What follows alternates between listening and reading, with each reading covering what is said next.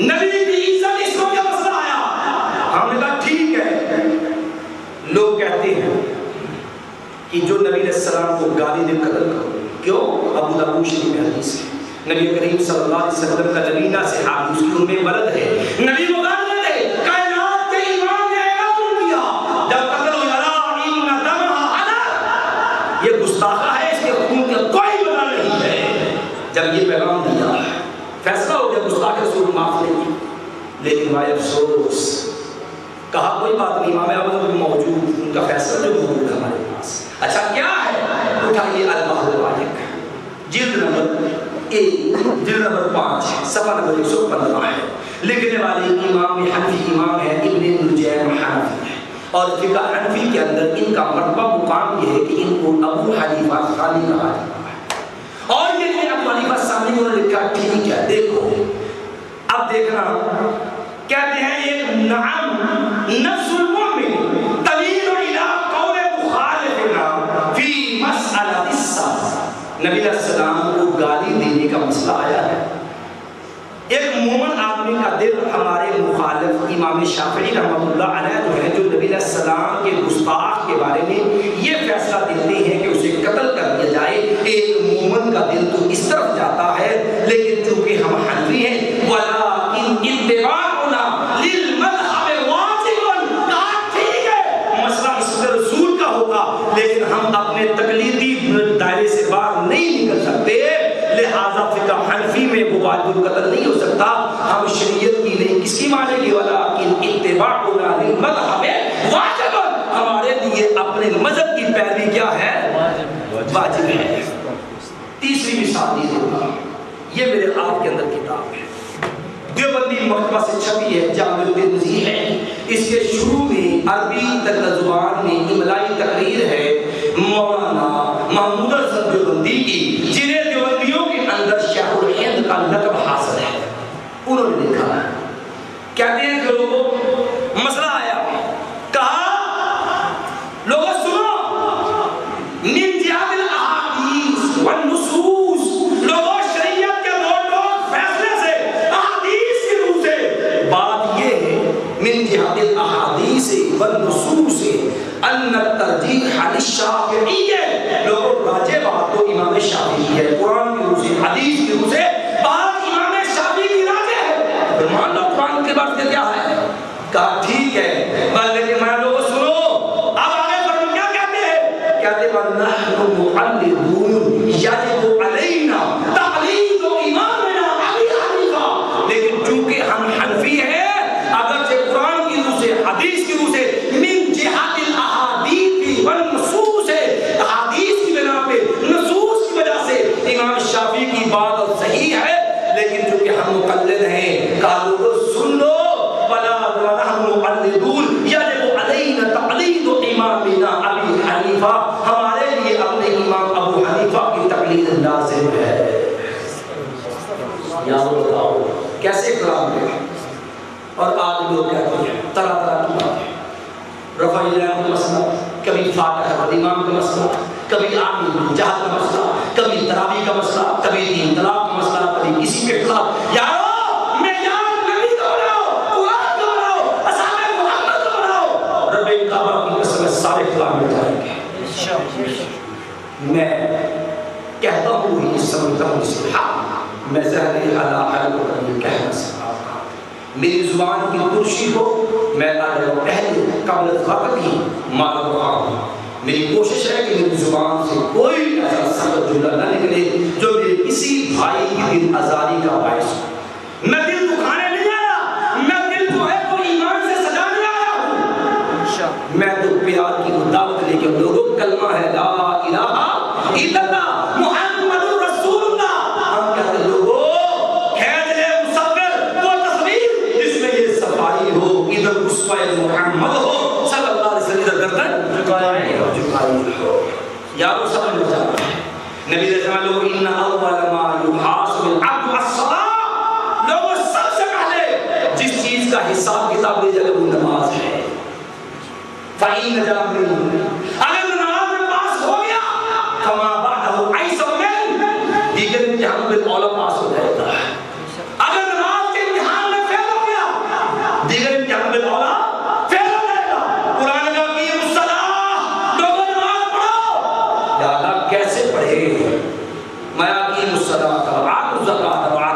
رسولا، لوگوں نماز پڑھو زکات دو، طریقہ نبی کا مانو، وَأَطِیعُوا رسولا۔ اور صحیح بخاری کتاب الاذان ہے، مالک بن حویرث صحابی ہیں، نبی علیہ السلام سے بیان کرتے ہیں، کائنات کے امام نے فرمایا لوگوں صلو کما رأیتمونی اصلی، لوگوں نماز اس طرح پڑھ سر مجھے پڑھتے نبی علیہ السلام نے نماز پڑھی، اصحاب محمد نے یارو ہمارے یہاں تو رفائدین کو بھی اختلافی مسئلہ بنا دیا گیا، یارو اللہ کی قسم یہ اختلافی نہیں ہے، میں کیسے اختلافی مانوں جب تم نے معیار بدل دیے؟ اب معیار کیا ہے؟ قرآن کی آیت کی تب دلیل بنے گی، امام صاحب تائید کر دیں یارو نبی کی بات تب دلیل ہے، اگر ہمارے خود ساختہ مذہب اس کے اوپر سٹیپ کر دے تو پھر تو دلیل ہے، مگر نہ چونکہ چنانچہ اگرچہ مگرچہ ٹھیک ہے ہو گیا لیکن منسوخ بھی تو ہو سکتی ہے، متعبد بھی تو ہو سکتی ہے، فلاش میں احتمال بھی تو ہو سکتا ہے، فلاں احتمال بھی تو ہو سکتا ہے، پھر ہم نے نہ جانے کتنے احتمال پیدا کر دیے۔ یارو ایمان سے سوچو، اب کیا کو میں جب بتاتا ہوں منسوخ کا مطلب ہے پہلے ہوتا تھا بعد میں ختم ہو گیا، یارو اٹھاؤ صحیح بخاری کو، صحیح بخاری ہے قدیمی کتب خانہ کی چھپی ہے، پہلی جلد ہے، صفحہ نمبر 102 ہے، جلد نمبر 1 ہے، صحابی رسول کا نام مالک بن حویرث رضی اللہ تعالی عنہ ہے، وہ مالک بن حویرث صحیح بخاری کتاب الاذان ہے، جو نبی کریم صلی اللہ علیہ وسلم کے پاس جو ہے سیدنا مالک رضی اللہ تعالی عنہ نہ جو ہے وہ 100 دن جو ہے 20 دن رہے اور ایک دن میں 5 نمازیں آتی ہیں۔ مالک بن حویرث رضی اللہ تعالی عنہ جب 20 دن اللہ کے نبی کے پاس رہے، اور یاد رکھنا یہ صحابی مسلمان کب ہوا یہ بات میں اپنی نہیں کرنے لگا، صرف میں اپنے علماء دیوبند بھائی جو ہیں ان کی کتابیں تائید میں اس لیے پیش کر رہا ہوں۔ یارو تعصب اچھا نہیں ہوتا، تم خود پڑھو، دلائل دیکھو، تقابل کرو، غور کرو اور پھر حقائق کو سمجھ کے حق کو اپنا لینا۔ تا یہ میں تائیدات اس لیے ساتھ لے کے آیا ہوں، یہ میرے ہاتھ میں کتاب ہے، کتاب کا نام خزائن السنن ہے، اور یہ مولانا سرفراز احمد صفدر صاحب جو دیوبندی مکتبہ فکر کے شیخ الحدیث ہیں، گجرانوالہ کے تھے، اور دیوبندیوں کے اندر انہیں امام اہل سنت کے لقب سے یاد کرتے ہیں، اور ان کا بیٹا زاہد راشدی آج بھی ان کی مسند کا وارث زندہ موجود ہے۔ یہ کتاب ان کی ترمذی پڑھاتے وقت ان کے نوٹس ہیں جو انہوں نے خود لکھوائے ہیں، اور اس کتاب کا صفحہ نمبر 364 ہے، اور اس پہ لکھتے کہ یہ مالک بن حویرث کم مسلمان ہوئے، کہتے ہیں لوگوں ذرا توجہ سمجھ لینا، اور جو ہے یہ مالک بن حویرث قادم المدینہ تھا، حین التجہیز للتبوک فقام عنده 20 لیلۃ، اور بس کہتے ہیں کہ مالک بن حویرث مدینہ آئے جب نبی علیہ السلام تبوک کی تیاری کر 20 راتیں رہے، اور غزوہ تبوک 9 ہجری میں ہوا تھا۔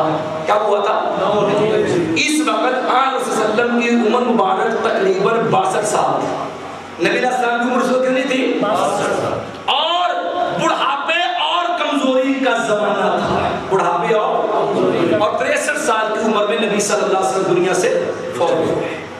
یہ صحابی آئے جب نبی علیہ السلام کی عمر 62 سال ہے، اور صحیح بخاری ہے، پہلی جلد ہے، صفحہ 102 ہے، اور یہ صحابی بھی وہ ہے جسے اللہ کے نبی نے فرمایا مالک اور کے صحابیوں تم اپنے قبیلے واپس جا رہے ہو نا، تو یاد رکھنا وَعَلِّمُوا مَنْ وَرَاءَكُمْ، پیچھے والوں کو دین سکھانا ہے، وَصَلُّوا كَمَا رَأَيْتُمُونِي أُصَلِّي، نماز اس طرح پڑھ جس طرح مجھے پڑھتے دیکھا۔ صحیح بخاری میں اب کھولو، مالک بن حویرث نبی علیہ السلام فوت ہوئے، کیونکہ صحابہ کی زندگی میں جنہیں ہاتھ ایمان میں صحابہ سے ملاقات کی ہو گیا، نبی سے ملاقات کی ہو گیا صحابہ، جس نے نبی علیہ السلام کی وفات کے بعد صحابہ سے ہاتھ ایمان میں ملاقات اسی پہ فوت ہو گیا، ہو گیا تابعی۔ اب تابعی ابو قلابہ نے دیکھا کہ مالک بن حویرث ہیں، صحابی رسول ہیں، 62 سال کے مسلمان، جب نبی کی عمر 62 سال تھی، 9 ہجری میں مسلمان ہوئے ہیں، نماز پڑھتے ہیں، اللہ اکبر رفع جان کرتے ہیں، رکوع جانے لگے، اللہ اکبر رفع یدین کی ہے، رکوع سے کھڑے ہوئے، اللہ اکبر رفع یدین کی ہے۔ جب یہ سارا منظر معاملہ ماجرا دیکھا تو نماز مکمل ہوئی، پوچھا مالک یہ آپ جو نماز پڑھتے ہیں رفع یدین کرتے کہاں سے لیا؟ آواز میری نہیں ہے، یہ بخاری شریف ہے، اپنے دیوبندی علماء میرے بھائی جو ہے اپنے اکابرین سے پوچھو، اکابرین نے لکھا ہے اصح الکتب بعد کتاب اللہ، لوگوں قرآن کے بعد سب سے صحیح ترین کتاب بخاری شریف ہے، کہو گے کہاں لکھا ہے؟ ہمارے اس اکابر نے لکھا ہے۔ یارو یہ میرے ہاتھ میں کتاب ہے، تالیفات رشیدیہ ہے، اس تالیفات رشیدیہ میں لکھا ہے مولانا رشید الگوہی نے کہ لوگوں اصح الکتب بعد کتاب اللہ، یہ قرآن کے بعد سب سے صحیح ترین کتاب بخاری شریف ہے، اور بخاری آپ کے دیوبندی مکتبوں سے چھپی ہے، اس میں بھی ٹائٹل کھول کے دیکھا جہاں پہ لکھا ٹائٹل پہ قد اتفق الائمۃ علی انہ اصح الکتب بعد کتاب اللہ، پوری امت کا اس بات پہ اتفاق ہے قرآن کے بعد سب سے صحیح ترین کتاب جو ہے وہ بخاری شریف ہے۔ اس میں یہ حدیث ہے صحابی رسول نبی علیہ السلام کی وفات کے بعد رفع بیان کرتا ہے، اور صحابی بھی وہ ہے جو آخری عمر میں مسلمان ہوا ہے، صحابی بھی وہ ہے جسے اللہ کے نبی نے کہا صلو کما رأیتمونی اصلی۔ اور اب جو ہے یارو اگر رفع یدین منسوخ ہو گیا ہوتا، کیا نبی صحابی رسول نبی علیہ السلام کی وفات کے بعد رفع یدین کرتا؟ کبھی نہیں رفع یدین نہ کرتا۔ اب توجہ کے ساتھ اللہ سب نبی علیہ السلام دنیا سے گئے، کہا مروا ابا بکر فلیصلی بالناس، حالانکہ امامت کا اصول آپ نے بیان کیا اقرأکم لکتاب اللہ، امام کو بڑے جو سب سے بڑا قاری ہو، بڑے نرم دل ہیں، رقیق القلب ہیں، مصلی پہ جب آپ کو نہیں دیکھیں گے برداشت نہیں کر پائیں گے، آقا کسی اور کو حکم دے دیں، میا انتن صواحب یوسف، نہ مجھے نہ برگلاؤ، چھوڑ اس بات کو، مروا ابا بکر فلیصلی بالناس، میرے صدیق سے کہو رضی اللہ عنہ میرے مصلی پہ نماز پڑھائے۔ یارو سلسلہ صدیق اکبر سے پوچھو، سنن کبریٰ بہقی ہے، جلد نمبر 2 ہے، صفحہ نمبر 73 ہے، اور ابو بکر صدیق رضی اللہ عنہ ہے، یارو نماز پڑھی ہے، نماز شروع کرتے بھی رفع یدین کی، رکوع جاتے بھی رفع یدین کی، رکوع سر اٹھاتے بھی رفع یدین کی، اور بعد میں عبداللہ بن زبیر نے رفع یدین کی، عبداللہ بن زبیر کے بعد عطا بن ابی رباح نے رفع یدین کی، عطا بن ابی رباح کے بعد جو ہے جناب ایوب سختیانی نے رفع یدین کی، ایوب سختیانی کے بعد جو ہے ابو محمد السلمی نے رفع یدین کی۔ یارو اب توجہ کے ساتھ بات سنیے، جب سکرت استاد جی آپ نماز شروع کرتے بھی رفع یدین کرتے، رکوع جاتے بھی کرتے ہیں، رکوع سب اٹھاتے بھی کرتے ہیں، یہ عمل آپ نے کس سے لیا؟ انہوں نے کہا بیٹا میں نے اپنے استاد محدث العصر جناب ایوب سختیانی رحمۃ اللہ علیہ سے میں نے یہ عمل لیا، وہ نماز شروع کرتے رفع یدین کرتے، رکوع جاتے رفع یدین کرتے، سر اٹھاتے رفع یدین کرتے۔ میں نے اپنے استاد ایوب سختیانی سے پوچھا استاد جی آپ نے رفع یدین نماز شروع کرتے، رکوع جاتے اٹھتے کرتے کہاں سے لیا؟ کہا بیٹا میں نے یہ عمل جو ہے اپنے استاد عطا بن ابی رباح امام ابو حنیفہ کے استاد ہیں، میں نے ان سے رفع یدین جو ہے یہ لیا ہے، جن کے بارے میں امام ابو حنیفہ رحمۃ اللہ علیہ نے فرمایا ما رأیت افضل من عطاء بن ابی رباح، لوگوں میں نے عطا بن ابی رباح سے افضل کوئی آدمی نہیں دیکھا، وہ نماز شروع کرتے بھی رفع یدین، رکوع جاتے بھی رفع یدین، اٹھتے بھی رفع یدین۔ میں نے عطا بن ابی رباح سے پوچھا استاد جی آپ نے رفع یدین کس سے لیا؟ کہا بیٹا میں نے جو ہے اپنے استاد صحابی رسول عبداللہ بن زبیر رضی اللہ عنہ کو دیکھا نماز شروع کرتے بھی رفع یدین، رکوع جاتے بھی رفع یدین، رکوع سے سر اٹھاتے بھی رفع یدین جو ہے وہ کرتے تھے۔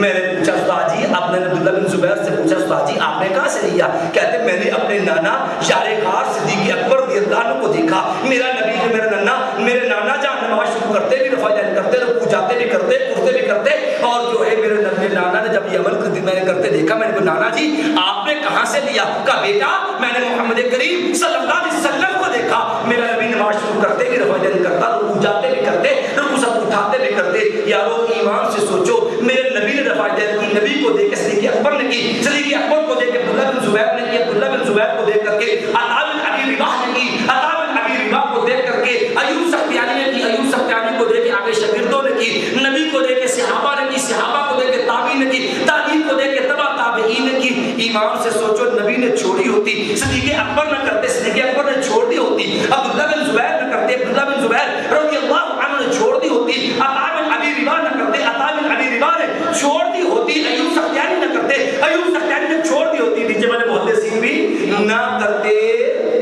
معلوم ہوا نہ میرے نبی نے چھوڑی، نہ صدیق صحابہ نے چھوڑی، نہ تابعین نے چھوڑی، نہ تبع تابعین نے چھوڑی۔ یارو میں اپنی بات نہیں کرتا، پوچھو گے کہ صحابہ نبی کے بعد ہی رفع یدین کرتے تھے، اور اس مسئلے میں صحابہ کرام کی کوشش کاوش کیا تھی؟ یہ میرے ہاتھ میں کتاب ہے، کتاب کا نام ہے غیر مقلدین کیا ہے، یہ حدیثوں کے خلاف کے جو ہے 29 کو جو ہے وہ دروس پہ مشتمل کانفرنس کی گئی تحفظ سنت کے نام پہ، پھر جو کچھ اس کے خلاف بیان کیا 2 کتابوں میں مارکیٹ میں بیچ دیا، چلو ہم نے لکھ دیا، ہم نے پڑھ لیا، تم بھی سن لو تاکہ شاید اللہ ہمارا تمہارا سینہ کھول دے۔ ہم تو کہتے ہیں ہمیں غلطی ہو تو بتا دینا، الزام نہ دینا، غلطی ہو میں اپنی غلطی کی اصلاح کرنے والے کو اپنا محسن سمجھتا ہوں۔ میں نے سیدنا عمر بن خطاب رضی اللہ عنہ کے بارے میں یہ مقولہ سن رکھا ہے کہ سیدنا عمر کہتے ہیں میرا بہترین دوست ہے میری غلطی پہ میری اصلاح فرمائے۔ کیوں؟ اگر وہ اصلاح کرے گا میں بہتر ہو جاؤں گا، اگر وہ میری غلطی دیکھ کے بھی نہیں نہ بتاتا، وہ چاہتا یہ برباد ہوتا رہے، میرا خیر کا نہیں ہے، پھر وہ میرا خیر کا نہیں ہے، خیر کا وہ ہے جو غلطی دے کے کمزوری دے کے خطا دے کے وہ بتائے بھائی نا دیکھنا کہ آخر برباد نہ ہو جائے۔ یہ کتاب ہے اور یہ کتاب جو غیر مقلدین کیا ہے، صفحہ نمبر اس کا 575 ہے، 575، اور جو ہے یہاں پر جو ہے یہ واضح میں رکھنا صورتحال میں تبدیلی۔ میں نے پہلے صحابہ کرام نبی علیہ السلام صحابہ کرام تابعین کا عمل بیان کیا ہے، اب دیکھنا مکہ مدینہ اسلام کے مرکز ہے، مکہ سے اسلام شروع ہوا مدینہ میں مکمل ہوا، 2 مرکز ہیں مسلمانوں کے۔ کہا لوگوں سنو، البتہ صحابہ اکرام کہتے ہیں آخری زمانہ میں اس مسئلہ کو اہمیت دی جانے لگی مدینہ طیبہ میں۔ کہاں پر؟ مدینہ طیبہ میں حضرت ابن عمر رضی اللہ عنہ نے رفع یدین کی بقا کی کوشش کی کہ رفع یدین باقی رہے۔ اب بتاؤ اگر رفع یدین ختم ہو گیا ہوتا، مٹ گیا ہوتا، منسوخ ہو گیا ہوتا، نبی نے منع کر دیا ہوتا، کیا نبی کی مخالفت صحابی کرتے ہوئے اس کے بقا کی کوشش کر سکتا تھا؟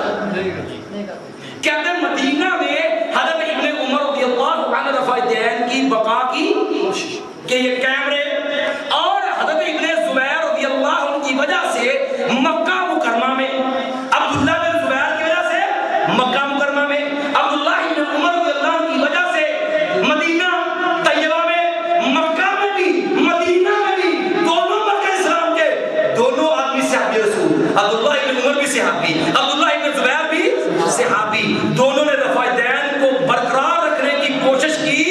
کہتے ہیں مکہ مکرمہ میں تو اس عمل کو قوت حاصل ہو گئی۔ مکہ مکرمہ میں کس کی وجہ سے رفع یدین باقی رہی؟ عبداللہ بن زبیر کی وجہ سے، اور ان دونوں صحابہ اکرام کا انتقال 73 ہجری میں ہوا۔ نبی علیہ السلام کے ہجرت کرنے سے 73 سال بعد دنیا سے جانے سے قریب 63 سال بعد تک صحابی رفع یدین پہ کھڑے رہے۔ اور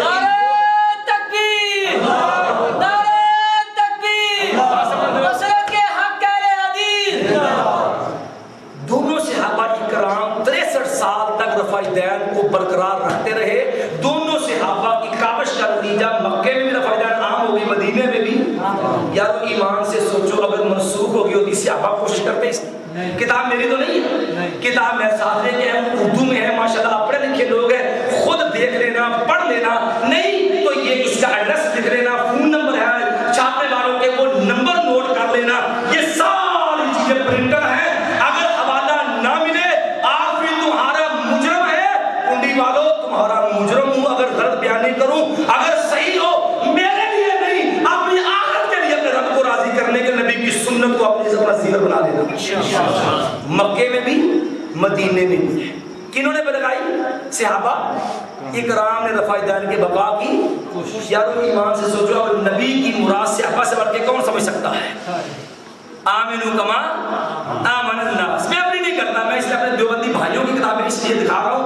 یارو ہم کہیں گے تو کہہ لو گے تم تو اہل حدیث ہو، ہم تمہیں مانتے نہیں، جناب فلاں ہے یہ ہے وہ ہے، میں اپنی نہیں کرتا، میں سمجھانے کے لیے تائید کے طور پہ یہ چیز پیش کر رہا ہوں۔ چلو میری نہیں، اپنے تابعین کو تو مان لو کہ صحابہ کرام کیا کرتے تھے۔ صحابہ کرام نے مکہ مدینے میں اس عمل کو ترائج کیا ہے، کم از کم کیوں جو ہے نبی کی سنت چھوڑو گے؟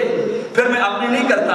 یہ میں دوسری کتاب ہے میرے ہاتھ میں، حیات بقا، کچھ یادیں کچھ باتیں، یہ دیوبندی عالم ہے مفتی مظہر بقا، اور یہ مفتی محمد شفیع صاحب جو مفتی تقی عثمانی صاحب کے والد ہیں، جو دارالعلوم کراچی کے صدر مدرس ہیں، یہ ان کے والد صاحب جو تھے مفتی محمد شفیع صاحب، یہ ان کے ڈائریکٹ شاگرد ہیں، اور ان کے جو ہے وہ قریبی شاگردوں میں سے ہیں۔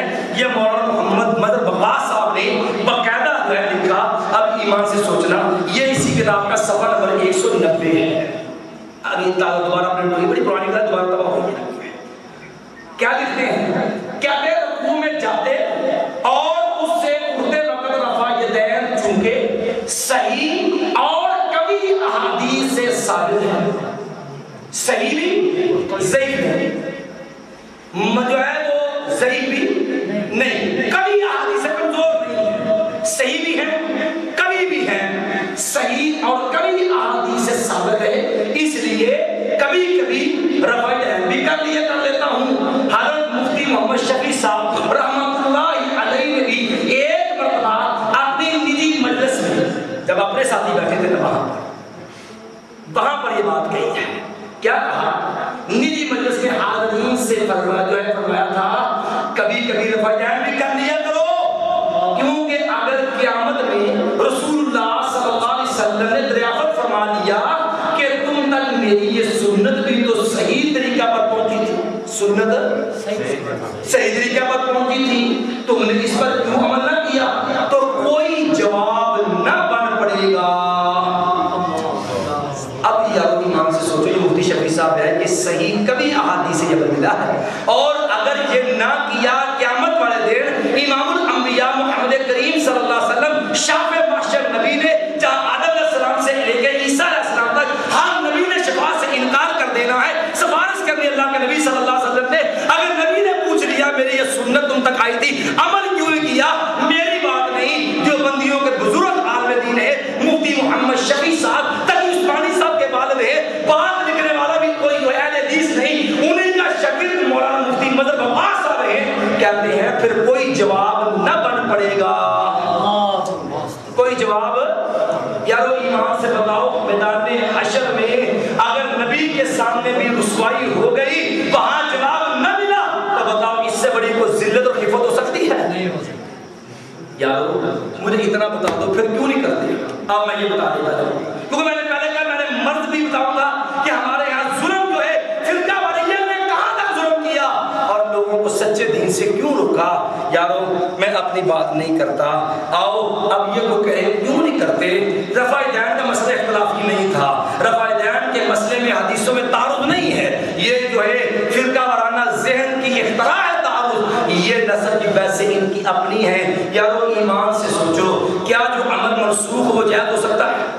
اب میں مثال دیتا ہوں آپ کو، ایک ٹھنڈے دن سمجھ لینا، یہ بات آگے میں نے کرنی ہے، مثال سے آپ سمجھ لیں۔ دیکھو احد کی جنگ کے بعد شراب پینا منع ہو گئی، منسوخ ہو گئی نا؟ اچھا، گدھا کا گوشت پہلے اسلام میں حرام نہیں تھا، خیبر کی جنگ پہ نبی علیہ السلام نے صحابی کو بھیجا، اعلان کر دو ان اللہ ورسولہ ینہیان عن لحوم الخمر الاہلیہ، ان کو بتا دو گھریلو گدھے کو گوشت نے حرام کر دیا، صحابہ نے ہڈیوں کو دی۔ اچھا، خیبر پہ یہ حرام ہو گیا، فتح مکہ تک جو ہے مدے کی رخصت ملتی رہی، فتح مکہ کے بعد نبی علیہ السلام نے لوگوں ان اللہ حرمہ الی یوم القیامہ، صحیح مسلم ہے، لوگوں اللہ نے مدے قیامت تک کے لیے کیا کر دیا؟ منسوخ ہو گیا۔ اب توجہ کے ساتھ سمجھ لینا، توجہ سمجھ لینا، اب یارو ایمان جو منسوخ ہو جائے وہ جائز نہیں۔ اب بتاؤ کہ رفع، ایک تو اس کا پتہ ہوتا کب ختم ہوا ہے، دیکھو نا شراب ختم ہوئی تو احد کے بعد 4 ہجری میں، اگر گدھے کا گوشت منع ہوا تو خیبر کے موقع پہ، اگر جو ہے وہ مدہ حرام ہوا تو حجۃ الوداع میں فتح مکہ کے بعد، اس کا وقت پتا کب ختم ہوا؟ کبھی بتاؤ رفع دین کب ختم ہوئی تھی؟ سوچو تو صحیح ذرا، کس سال میں ہوئی ہے، تاکہ اس کے بعد کا حالات دیکھ لیں، حالات کو پرکھ لیں کہ کس سال میں، کیونکہ 62 سال کی عمر تک تو دلیل میں نے بھی دی ہے نا، اب 63 سال کی بھی حصہ لائے نا ہم۔ اب اس سے بھی آگے بات سمجھنے والی ہے جو ہم نے آپ کے سامنے رکھی ہے کہ یارو جو کام حرام منع ہو جائے نا، منسوخ ہو، وہ جائز نہیں ہوتا۔ میں اپنی بات نہیں کر، کتابیں میرے پاس موجود ہیں، میرے پاس مفتی تقی عثمانی صاحب کی درس ترمذی موجود ہے، یہ میرے ہاتھ میں کتاب ہے یارو، یہ کتاب اختلاف المسلک المسلم، یہ بھی رفع دین کے جواز کے قائل ہیں مفتی محمد یوسف دیانوی صاحب۔ اسی طرح یہ درس ترمذی ہے، یہ بھی رفع دین کے جواز کے قائل ہیں۔ اسی طرح یہ میرے پاس تالیفات رشیدیہ ہے مولانا رشید احمد گنگوہی کی، یہ بھی رفع دین کے جواز کے قائل ہیں۔ مفتی مظہر بقا کا عمل میں نے بیان کر دیا ہے، مفتی محمد شفیع صاحب نے جو نصیحت کی وہ بھی ہے کہ اگر جو ہے نہ کی رفع دین اور قیامت پر نبی علیہ السلام نے پوچھ لے تو جواب نہ بن پائے گا۔ اب ایمان سے بتاؤ جو عمل منسوخ ہے وہ قابل عمل ہوتا ہے؟ نہیں۔ کیوں؟ جو مطلب کوئی شراب پیے گئے چلو جو منسوخ ہے تو پھر کیا ہوا، جائز بھی تو ہو سکتا ہے نا، دیکھو رفع دین منسوخ کہتے ہو تو جائز بھی تو کہتے ہو نا، کیا اس کو شراب پینے کی اجازت مل سکتی ہے؟ کہیں گدے کا گوشت بھی کھا سکتے ہیں. آپ دیکھو نا رفع دین کو منسوخ ہو تو یہ بھی تو کہتے ہیں جائز ہے, کافر کرتے بھی رہے ہیں, تو پھر جو عمل منسوخ ہو وہ جائز تو نہیں نہ ہوتا. اچھا اگر جائز ہے تو پھر وہ گدے کا گوشت کھا سکتا ہے. اچھا دیکھو نا موتا منسوخ ہو گیا, آپ کو کہے وہ تو منسوخ گیا لیکن کر سکتا جائز ہے. کہتا کیوں؟ کہتا نا جو منسوخ ہو جائے وہ بندہ کر نہیں سکتا. یہ وہ شہادتیں ہیں. اب میں نے بات کرنے لگا کہ یارو فرقہ واریت کے ظلم نے امت کو ستیہ کرنے کی کوشش کی. خدا اپنے معیار کو سنبھال لو. یہ میرے ہاتھ میں کتاب کہو کہ رفع دین میں یہ اختلاف کیوں بنا؟ اللہ کی قسم شریعت میں اختلاف نہیں ہے. یہ کتاب ہے المرد الشذیذ علی جامع الترمذی. سید اصغر حسین شاہ صاحب جو دیوبند کے مدرس رہے ہیں اور مولانا جو ہے یہ شیخ الہند محمود دیوبندی صاحب ان کے شاگردوں میں سے تھے. انہوں نے اس کتاب کو مرتب کیا ہے اور یہ ان کی املائی تقریر مولانا محمود صاحب دیوبندی کی. آپ ان سے فیصلہ کروا لینا کہ رفع دین کا اختلاف کہاں پہ ہوا ہے. یہ کتاب میرے ہاتھ میں ہے, اردو میں ہے. جو میرا بھائی پڑھنا چاہے میرے پاس کتاب موجود ہے. یہ کتاب ہے اور لکھتے ہیں کہتے ہیں اب ان کے جو بعض لوگوں نے جو ہے وہ دوسری جماعت کو جائز کرنا شروع کر دیا کہ کوئی بندہ جماعت سے جا کے بعد میں جماعت کرا لو, فقہ کی اجازت دے دی تھی. تو ان کو رد کرتے ہیں, کہتے ہیں دیکھو کہ جو ہے حنفی کے راتے اور امام کی بات بدی اس کو نہیں مانتے. کہتے ہیں معیار کیا ہمارا؟ کہتے ہیں حنفی کی خلاصی کے لیے, حنفی کو جان چھڑانے کے لیے, حنفی کی خلاصی کے لیے تو یہی کافی ہے. ہمارے امام کا یہ مذہب نہیں ہے. قرآن نبی بھئی یہ بات نہیں, ہمارے امام کا مذہب نہیں, بات ختم ہو گئی. معیار کیا ہوا امام صاحب کہ ہمارے امام کا مذہب نہیں ہے. کیوں؟ کہ امام کو درجہ نبوت پہ کھڑا کر رکھا ہے.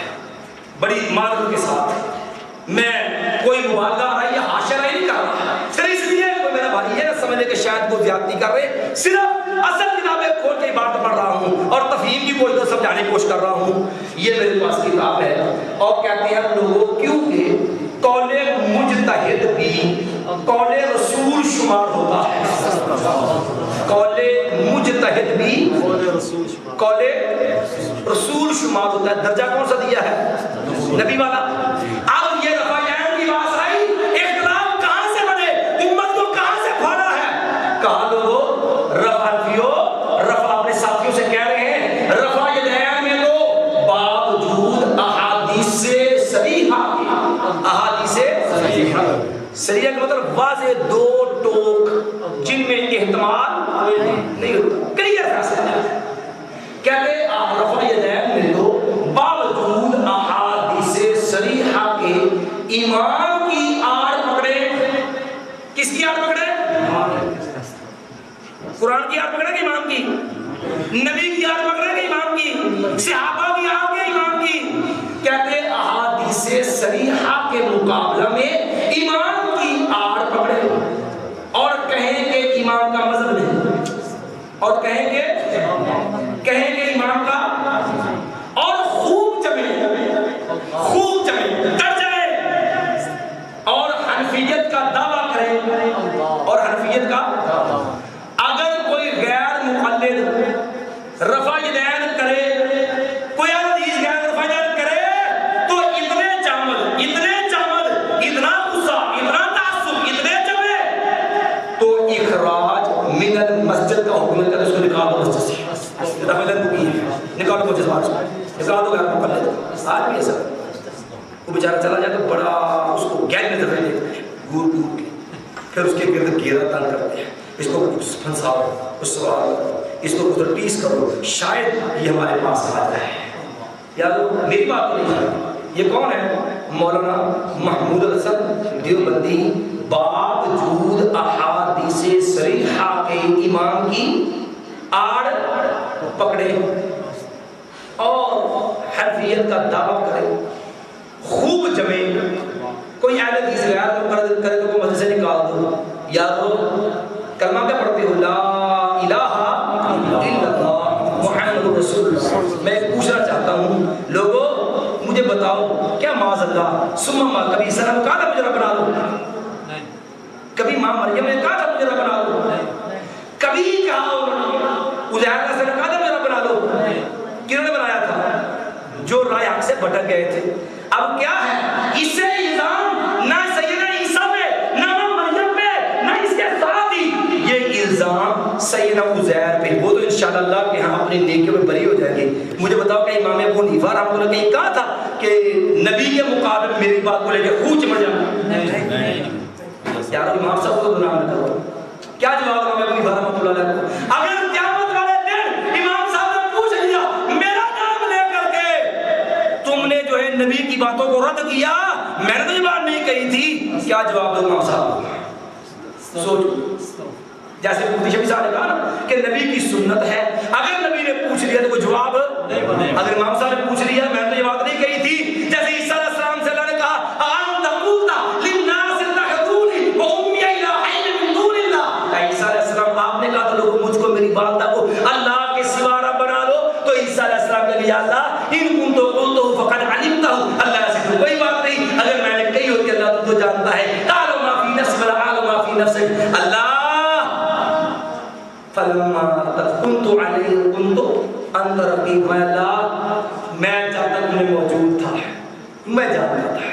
فلما توفیتنی كنت انت رقیب علی، اللہ جب مجھے تو اٹھا لیا دنیا سے پھر تو نے یہ بات اللہ تو نے یہ بات ہے تو جانتا ہے کیا کرتے ہیں. میں کہہ رہا ہوں اللہ کی قسم امام ابو حنیفہ رحمۃ اللہ کبھی یہ بات نہیں کہی کہ میری بات کو میری بنیاد پہ میری شخصیت کی وجہ سے میرے قول کی وجہ سے نبی کی بات رد کر دینا. یار سوچو، میں کہتا اللہ کے ساتھ امام صاحب سے اللہ نے پوچھ لیا نا لوگوں، امام صاحب تو امید ہے انشاءاللہ اللہ کے در سے اچھی امید رہنی چاہیے.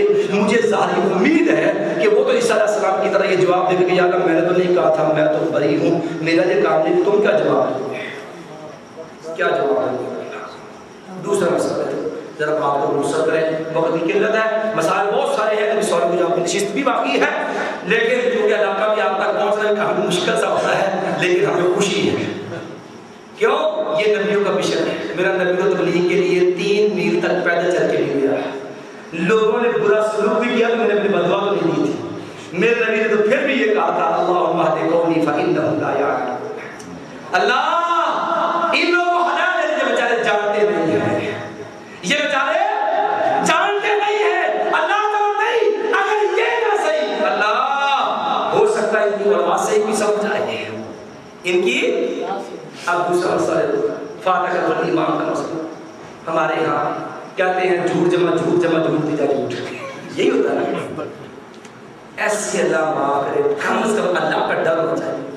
میں آج یہاں پہنچا تو میرے بھائی محترم قاری آفتاب صاحب اور دیگر میرے محترم ضرور جو تھے انہوں نے بتایا کہ صاحب یہاں پر بڑا پراپگنڈا کر رکھا ہے یاروں نے، ملت نے، بھائیوں نے، ہمارے دیوبندی ساتھیوں نے میسج کر رہے ہیں آپ کے ساتھ تعزیت کے لیے ساتھی کو بھیجے. میں نے کہا وہ بھیجو باقی ساتھ ساتھ میں حاضر ہوں، مجھے کیا مسئلہ ہے.